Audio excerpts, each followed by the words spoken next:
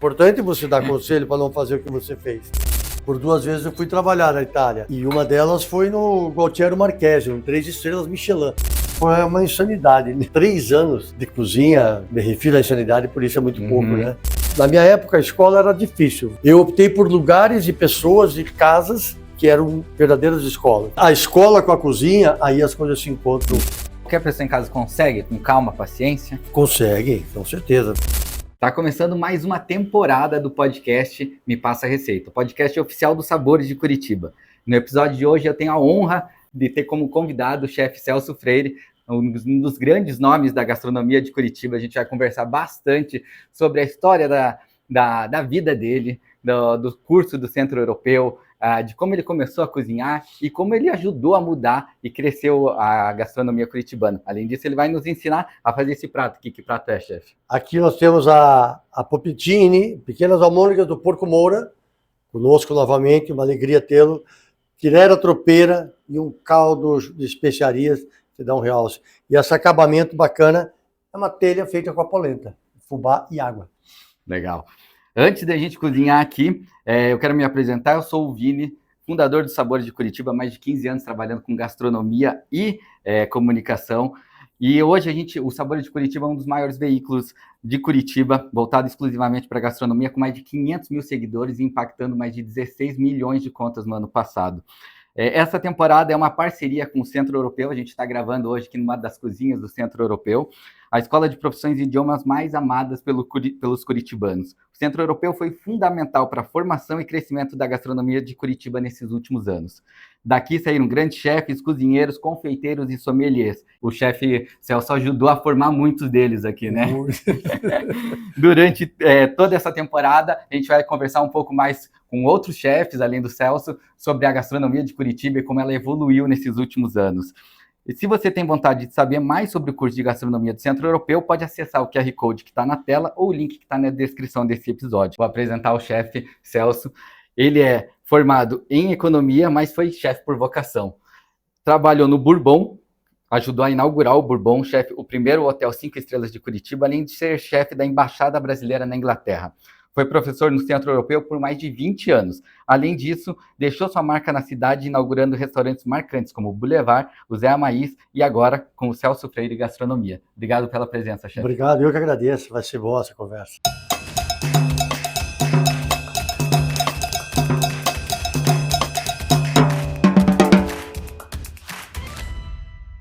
Então vamos cozinhar e conversar, chefe. Quero saber mais ou menos como você começou. Largou a carreira de economista para virar chefe de cozinha, e são quase 40 anos já na cozinha, né? Você viu a evolução de Curitiba, então acho que é isso que a gente quer, bater um papo e conversar. A gente se perde, né? A gente se perde no tempo, e eu ontem até estava pensando, mentalizando certas coisas importantes, né? E são 38 anos, porque eu lembro exatamente quando eu caí fora da multinacional, da ESSO, sentado nos computadores gigantescos, e fui atrás de um chamado, né, para fazer parte de uma equipe do primeiro hotel 5 estrelas de Curitiba, do Bourbon. Aí eu fui fuçar a data de inauguração do Bourbon, 38 anos. 38 anos 38 atrás. Anos, 38 no anos. Mesmo lugar que está hoje. No mesmo lugar que está hoje, no mesmo lugar que está hoje.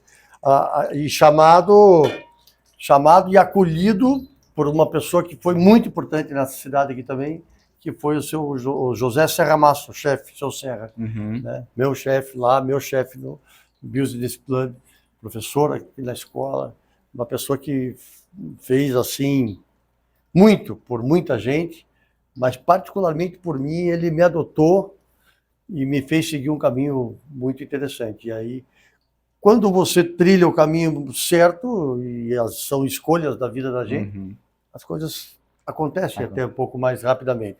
E são pessoas que você vai cruzando na vida, que faz com que isso se viabilize, né? E o legal é que você viu a cena de gastronomia de Curitiba crescer, mudar, né? Se transformou, né? Porque são desde 1989 no Bourbon. Em 92 eu inaugurei o Boulevard. Que é um marco da cidade também. Que na verdade foi uma insanidade, né? Nessa época, com 3 anos de cozinha, me refiro à insanidade, por isso é muito pouco, né? Então aí começam os conselhos que a gente passou a dar durante tantos anos dando aula na escola, formando tanta gente, convivendo com tanto talento, né? Tenha calma, né? Percorra os caminhos, faça quilômetros, corte, queime, não tenha pressa, quer dizer, tenha objetivo, mas não tenha pressa, porque falta, né? Chega uma hora que falta para você repertório, para você arcar com as responsabilidades de ter uma casa, de ter um restaurante. Né? Foi uma trajetória muito rápida nesse começo, né? Então muito rápida. Foi pelo Bourbon, depois você passou no Business, foi para São Paulo. No Business Club, o seu Serra me chamou e disse assim, velho, passe lá no departamento pessoal. Ele tinha umas brincadeiras, né? Humor catalão, e ele me mandou lá, daí tinha sido mandado embora. Eu falei, meu Deus, mandado embora, tudo bem, mas não saber por quê, que complica, né? O que eu fiz? Aí depois ele brincou daquele jeitão dele, ele falou, você não pode ficar do meu lado, é bom para mim, é bom para você, você tem que seguir, me deu uma carta de apresentação, era a única coisa que eu tinha, né? Diploma de economia só não ia servir para nada, nada, né?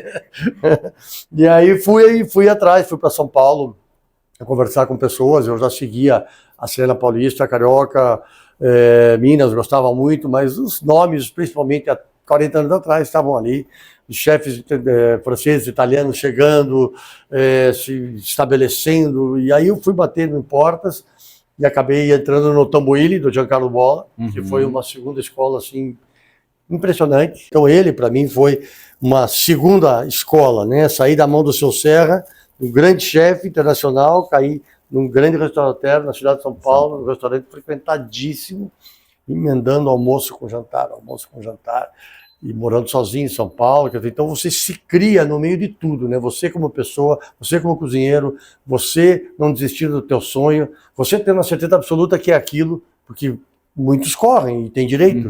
Na minha época a escola era difícil, de você ter a opção de ter a escola.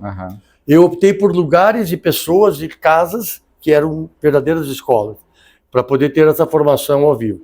Mas para todos os alunos, eu sempre, todos sabem disso, eu falei, escola e cozinha, a escola vai valer. Só escola, você não vai ter certeza se você vai adiante. Né? Claro, você vai cozinhar para casa, para os amigos, fazer essas coisas, isso é genial, necessário.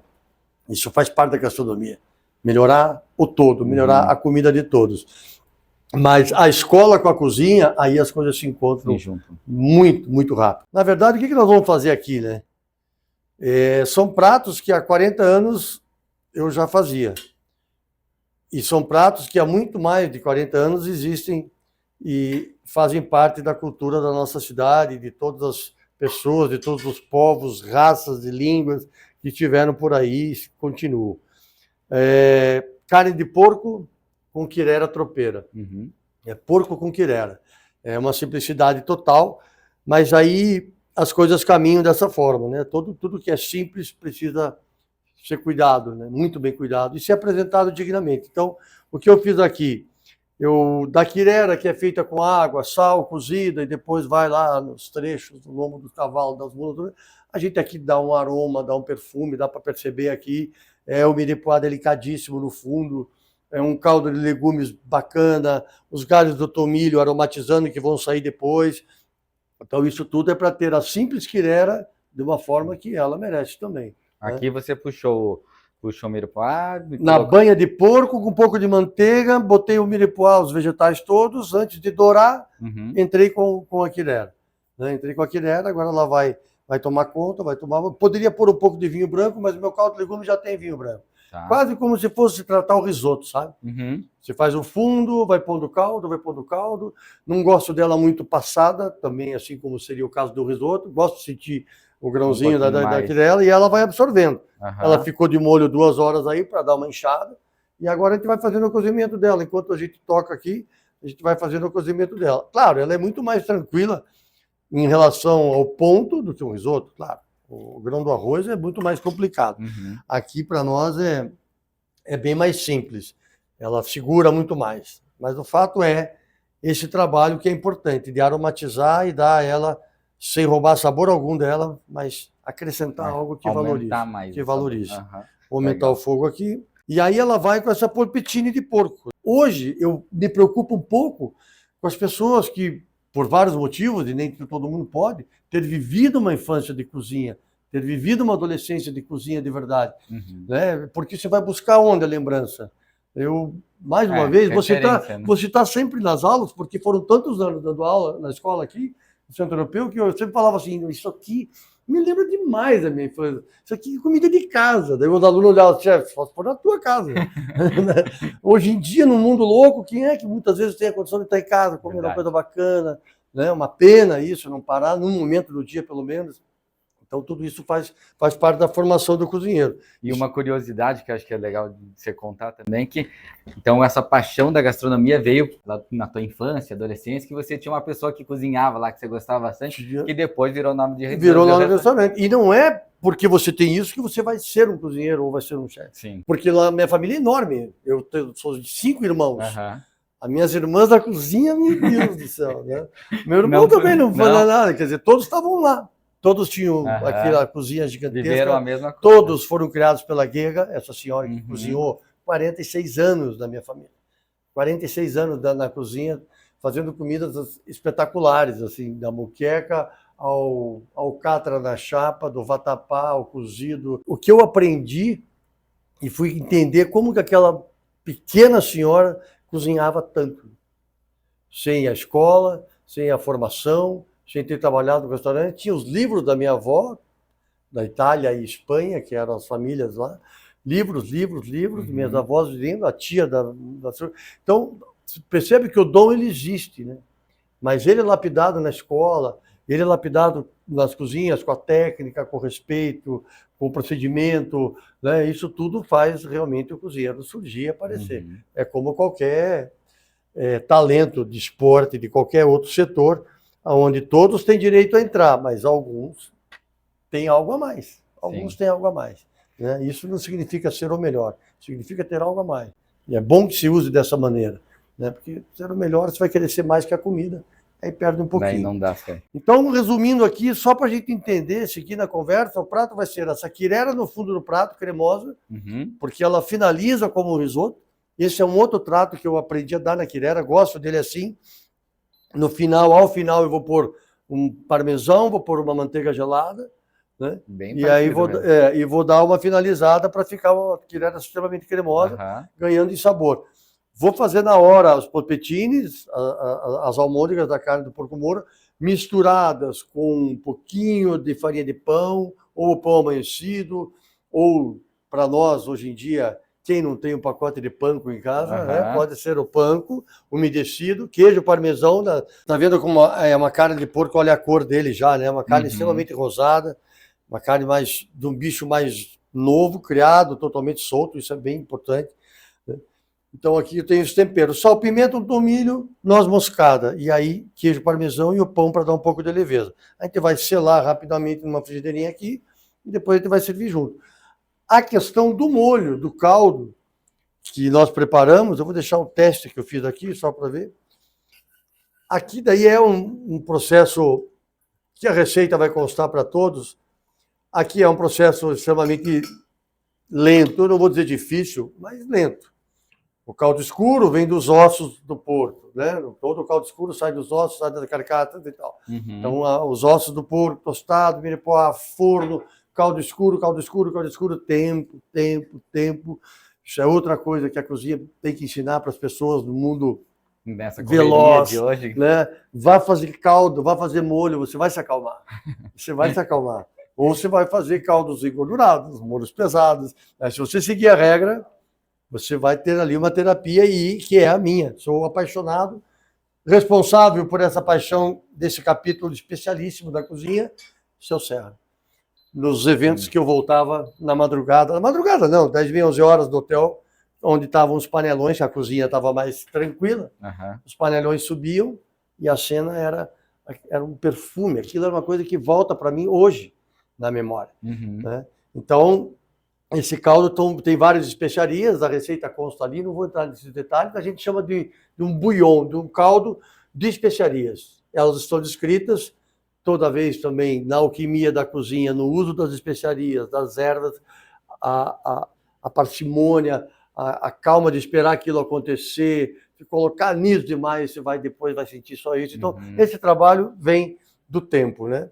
E aqui eu tenho esse bouillon extremamente reduzido, que a gente vai fazer ele dar uma levantada. Extremamente suave aqui era, muito suave o polpettine. Aí eu tenho um contraste com o molho, com esse bouillon de especiarias. E aqui eu fiz uma polenta, para não dizer que né? Milho com milho. Isso é uma telha, uma polenta. É a polenta feita fubá, água e sal, bem enxuta, como se eu fosse virar na tábua de antigamente para cortar com o barbante. Ou desidrato no forno que me permite, ou deixo no forno bem fraquinho. E ela vai secando, secando, secando. E fica assim. E aí vira essa telha de polenta. Então, legal.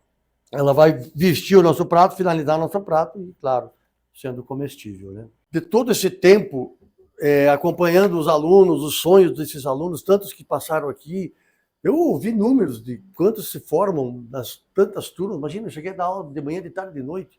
24 anos que eu dei aula. 24 anos. 24 anos que eu dei aula no Centro Europeu. Então não tem onde eu sente, onde eu pise, onde eu entre, não que tem não tenha alguém que me conhece particularmente, porque eu não tenho muito... Né? É que, na verdade, você é um, e as pessoas estão do outro lado. Mas isso é muito bacana. Isso é algo que me deixa assim, feliz. Fora todas essas pessoas das quais eu puxei e trouxe comigo para montar Zé Amaís, restaurante só de meninas na cozinha, 100% Centro Europeu, né? Que estão comigo até hoje no meu espaço de evento, que estão trabalhando em lugares que fazem eventos grandes comigo, que você monta time. Então, isso gera amizade, gera confiança para essas pessoas. E o prazer que elas têm de estar do teu lado, saber que você fez parte em momentos não tão simples, não tão fáceis da vida delas, de decidir, de escolher. É importante você dar conselho para não fazer o que você fez. Junto com o Boulevard, então você foi professor do Centro Europeu. Junto com o Boulevard. Nesse tempo você conseguiu ver a importância tanto do curso para formar novos cozinheiros e do curitibano, né? Ter novas opções, novos restaurantes. O Boulevard ajudou a criar essa cena. Os restaurantes não teriam para onde correr se não tivesse a escola. É claro que as pessoas não estão prontas, uns mais, uns menos, mas aonde os restaurantes, os cozinheiros, os chefes, os proprietários iam buscar pessoas? Não tinha. As próprias cozinhas formando cozinheiros. Mas a ordem, a disciplina, a higiene, os cuidados, as tecnologias, só a escola pode trazer. E o Centro Europeu está aí com quantos anos fazendo o trabalho sério, o trabalho incansável, né, de abastecer cozinhas. Eu não sei se tem algum restaurante que não tenha alguém que tenha passado por aqui. Sinceramente, não. Como eu vou, não em tantos, mas frequentemente, eu encontro toda vez. Pessoas que estão à frente hoje dessa cena de Curitiba, que mudou. Curitiba absorveu e depois de 2 anos e meio, 3 anos, aí o curitibano descobriu o Boulevard. Tem alguma dificuldade ou curiosidade no começo? Muita. Você gosta de contar, no nosso linguajar, sabe o que significa zero couvert? Eu sei, várias vezes. Zero couvert. E sabe por que não fechou? Porque meu cunhado, Eduardo, Carlos Feliz, meus sócios do Boulevard eram donos do prédio. Se tivesse que pegar conta do aluguel, não sei se teria aguentado. A chave virou quando nós fizemos um festival chamado Festival dos Chefes. Tivemos uma ideia seguinte, eu falei, pô, Celso, você trabalhou com o Giancarlo, trabalhou com o amigo do Fasano, trabalhou não sei aonde, conhece o Lohan, trabalhou com o Lohan. Vamos trazer esses caras para cá, vamos fazer um festival aqui, no intuito de que, se eles vêm cozinhar com você, é porque eles estão avalizando, estão assinando embaixo. Então vamos. Resumindo, 20 dias insanos de festival. Um francês e um italiano, Foi Lohan, Luciano, Bacholei, Giancarlo. 4 dias cada um, mudando os menus do dia para 20 dias.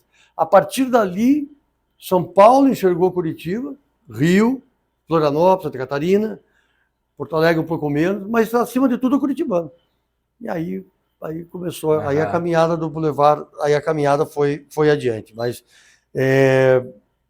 noite sem ninguém é algo assim desesperador. Eu imagino. Então essa história fez parte da formação e depois o Boulevard foi muita alegria, como a gente conversou antes aqui. Me levou para o Brasil, me levou para fora, porque eu tenho de amigos. É um relacionamento assim que tenho muito orgulho, e a cozinha fez isso. E a cozinha faz isso com as pessoas. A cozinha educa as pessoas. Só um passo aqui. A quirera, eu vou precisar só dar um pouquinho da manteiga e da banha do porco moura. Vamos dar uma selada nos polpetinhos, a quirera está pronta. Só não finalizei, porque vou deixar isso para o final. Aqui um pouco de manteiga, como diz o meu amigo Claude, adoro manteiga. É que, né, como você teve uma boa escola com francês, né, então a manteiga é essencial. Então aqui vou aumentar a temperatura da frigideira, não muito forte, porque também não quero deixar tostada demais. Vamos deixá-la numa temperatura onde o polpettine fique macia, um leve dourado. Tá. Vamos atender aqui agora para esquentar. O caldo está ok, o molho está ok, vou ligar de volta. E aí depois, também nessa passagem, costurando um pouco essa caminhada toda, quando eu estava com o Giancarlo Bolla, você vê como é importante, aí entra o lado do estudo, né, da bibliografia na vida da gente. Né? Os livros salvam a gente em todos os sentidos, tem que se aprofundar, tem que mergulhar nos livros de todo jeito. Porque a cozinha, no final das contas, é técnica, né? É técnica, é ideia, você buscar, logo você vai dizer assim, putz, preciso fazer... eu lembro que eu vi um prato lá naquele livro bacana, vou me inspirar, copia um pouco às vezes, se inspira na maioria das vezes. E lá no Giancarlo, no Tamburini, foi uma coisa muito interessante. Passando do molho que está aqui, dos caldos que eu amo fazer, preparar, até hoje, todos os dias na minha cozinha, junto com a Gabriela, a parte do saucier, a parte dos caldos e molhos é comigo. Eu olhava os molhos daquela cozinha, daquele restaurante chiquérrimo. Eu olhava assim, não é possível que estão comendo esse Bernese aí. Esse holandês não é possível, cara. Nunca vi um Bernese de liquidificador. Não é possível. Aí, mais enfronhadinho um pouco lá, com um pouco mais de tempo de cada, eu falei pro chefe, chefe, posso fazer os caldos, os molhos um dia para você, o Giancarlo fermentar? Eu gosto de... Não sei como é que eu fui falar aquilo lá, porque eu também não era muito furão, não.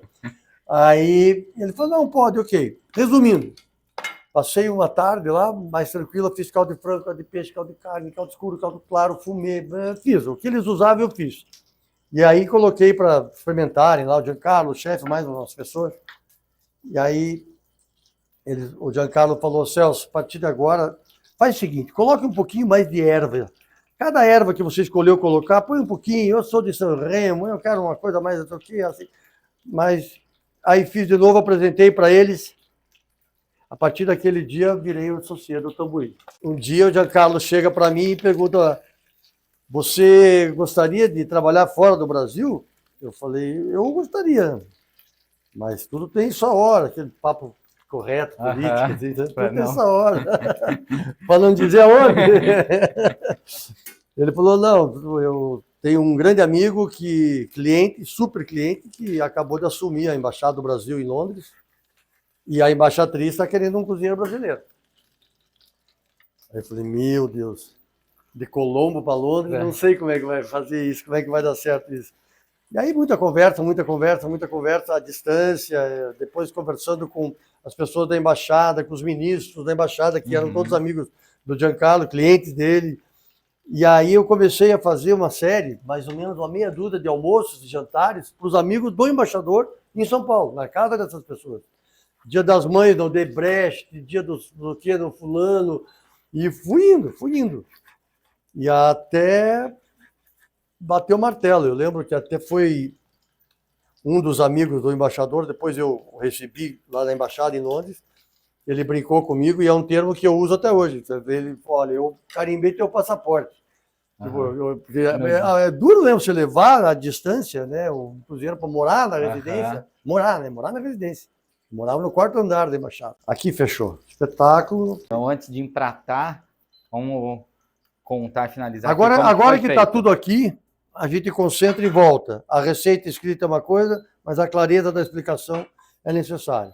Então, a polpettine, moída 2 vezes, aqui é importante, ela tem 30% de gordura. Caruncho, moura, são porcos grandes, gordos, né? Cada parte se destina a uma coisa, mas é importante 30% como se fosse o preparo para hambúrguer. Você tem untuosidade, mas não tem gordura excessiva, certo? Então, ali, 30% de gordura, carne moída 2 vezes, na maquininha, na peneira mais fina. Depois disso, nós misturamos, eu comentei no início, vamos relembrar.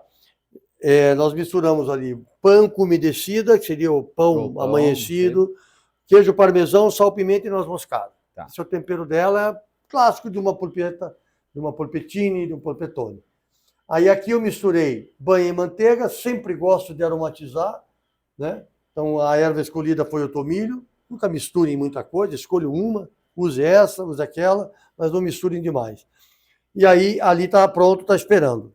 Hoje em dia, pela qualidade do suíno, da criação, principalmente, você consegue comer uma carne úmida, levemente rosada, né? Não precisa esturricar, né? Antigamente tinha muito... O pessoal tinha medo, né?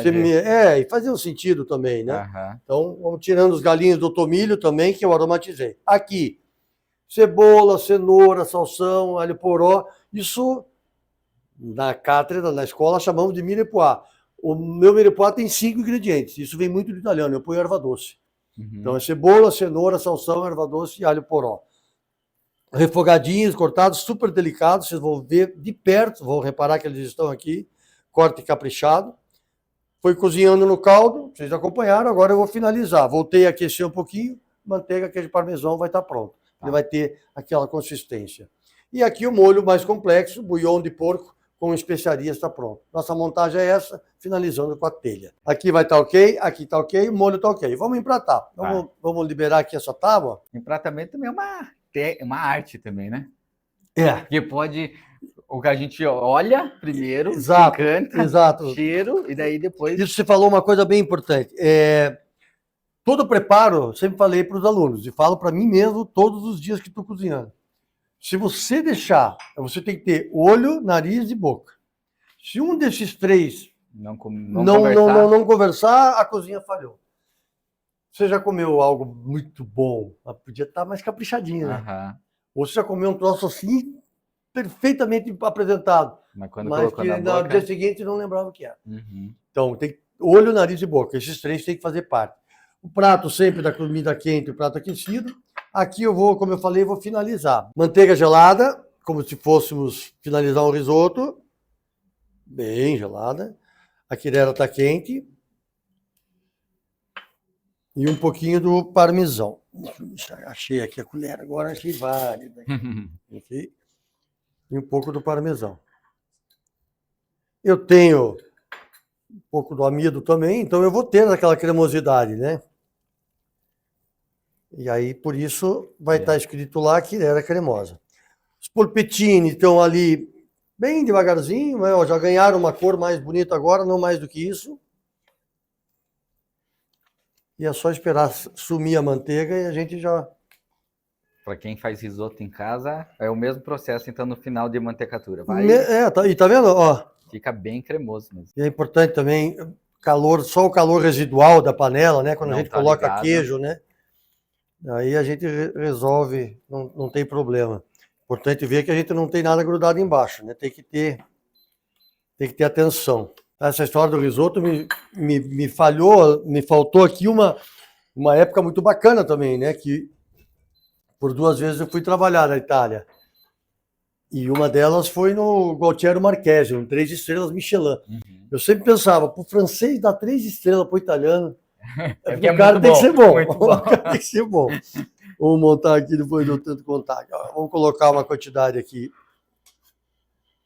delicada. E ó, bem risoto mesmo, né?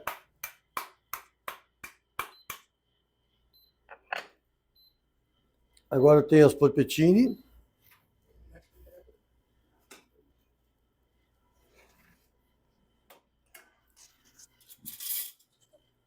Estão todas elas bem douradinhas aqui.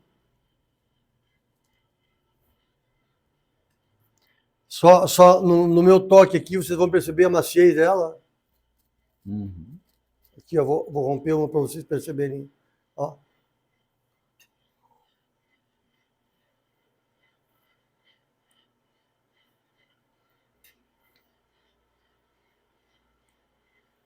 Aí, meu molho.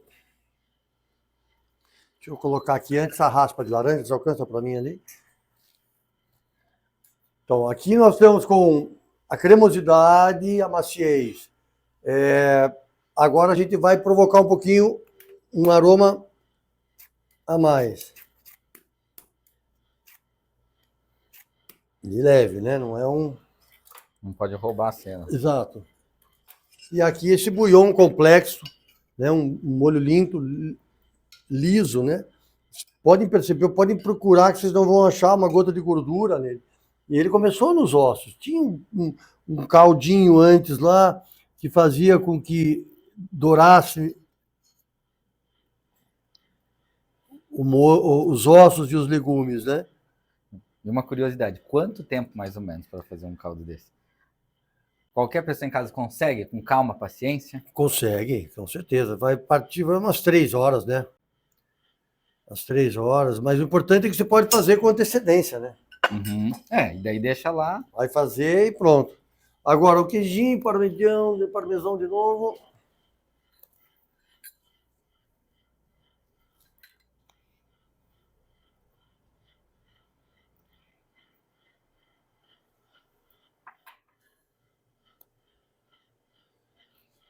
Este tomilho, não o fresquinho, novo. Teve uma época na vida dos restaurantes que toda boqueta, saída de prato da cozinha para o salão, tinha um chumaço de erva. Qualquer prato, quebrava, enfiavam. Normalmente o alecrim, que dura mais.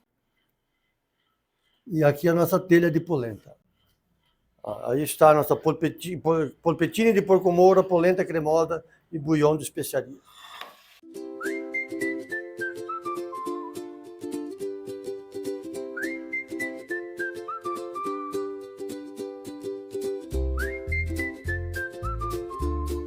Então agora vamos provar o prato, chefe. Enquanto eu como aqui um pouco, eu quero que você conte para mim os pratos mais marcantes que da tua carreira ou do Boulevard mesmo.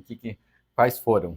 Sabe que essa questão, os caras me perguntam qual é o teu prato preferido. É muito difícil, porque eu como tudo e gosto de tudo que é bem feito, né? Da simplicidade até coisas mais estranhas, mais esquisitas. Mas agora, daquilo que eu comentei do restaurante, que colocou nada tão inédito assim, mas nos menus, nos cardápios de Curitiba, você encontrar rã, escargot, coelho, jarré de vitela, moela de pato, fígado de pato, não o foie gras, e também depois foie gras, que era uma época que as pessoas curtiam. Então isso causou bastante impacto também. Outra coisa que eu gostava muito do Boulevard era um prato que eu tinha que chamava-se ravioli gigante, ravioli aberto de frutos do mar. Porque era onde eu conseguia mostrar, veja, pense bem, você tem camarão, vieira, salmão, peixe branco, atum, vongole, marisco no teu cardápio. Uhum. Então, eu falei, pessoal, eu preciso que tudo isso gire no meu restaurante. E para girar, então você junta, você está usando sempre um pouco daquilo num preparo. Então, era uma massa verde embaixo de espinafre, um molho cremoso, quase um beurre blanc, de açafrão, com toque de limão, todos os cubos, pedaços menores, delicados de todos os frutos do mar, polvo, lula, e isso nesse molho, e depois coberto com uma outra massa, um pouquinho mais do molho, sem queijo nesse caso. Era um prato também que fez muito sucesso. Eu sou apaixonado, todos os cardápios do Boulevard tiveram confit de pato, todos, todos, em receitas diferentes, desde o primeiro dia até o último dia, né? Sempre fui, eu inaugurei a Vila Germânia, imagina, quanto tempo. E aí, como é que está? Nossa, tá uma delícia. Então, aqui extremamente macia, a crocância vem da telhazinha. A quirera é muito macio. Muito macio mesmo.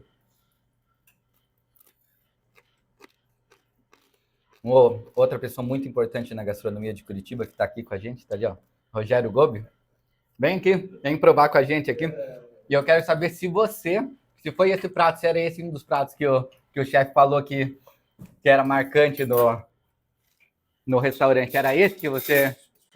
Os pratos do Celso, todos eles sempre foram marcantes, mas no Boulevard,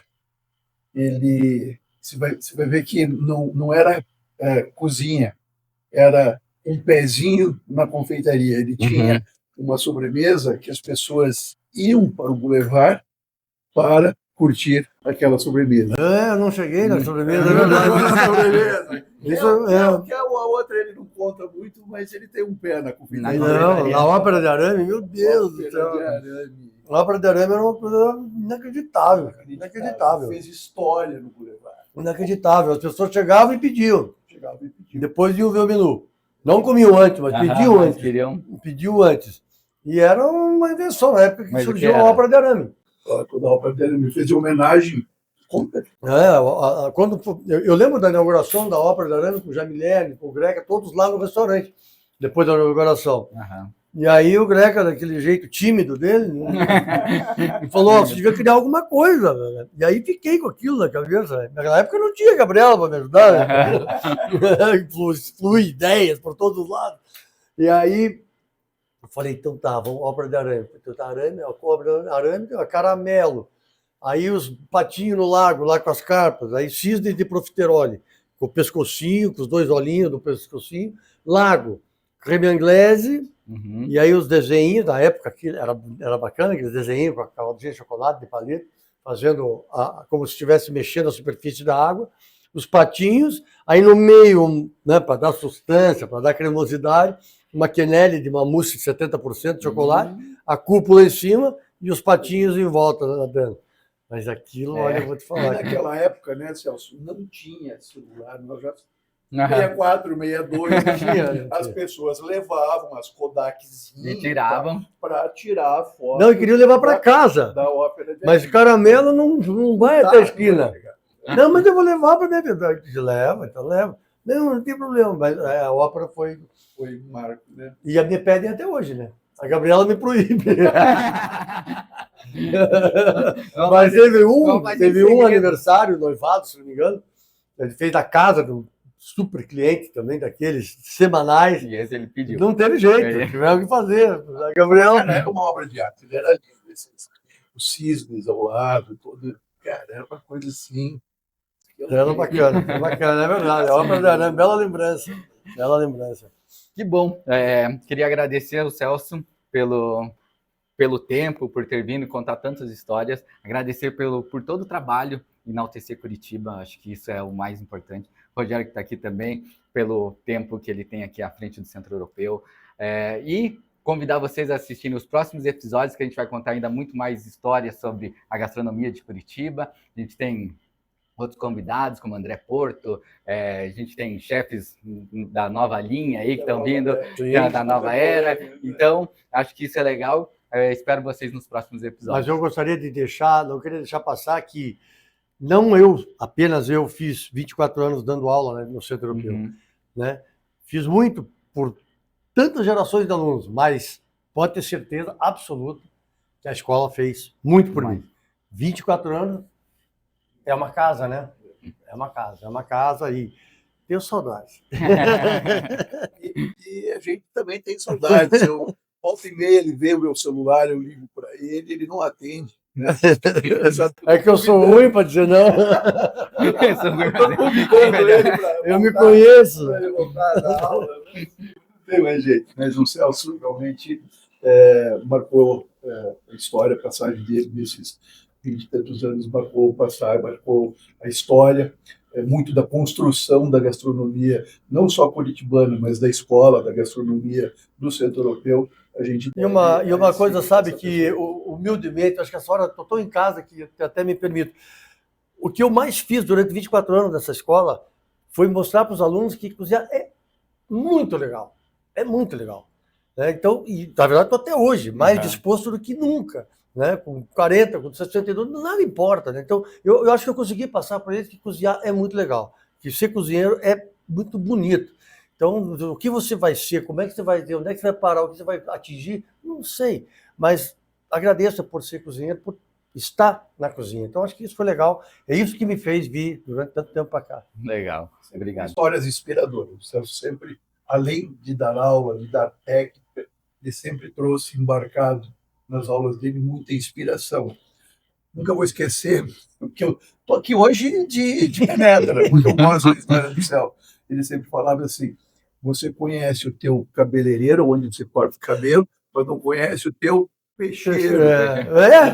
Sabe o nome do mecânico, sabe o nome de tudo, mas quem vende comida você não sabe. Então eu provoquei muitas pessoas, mas sempre na intenção o meu lema era: vamos todos para a cozinha. Isso aí, obrigado.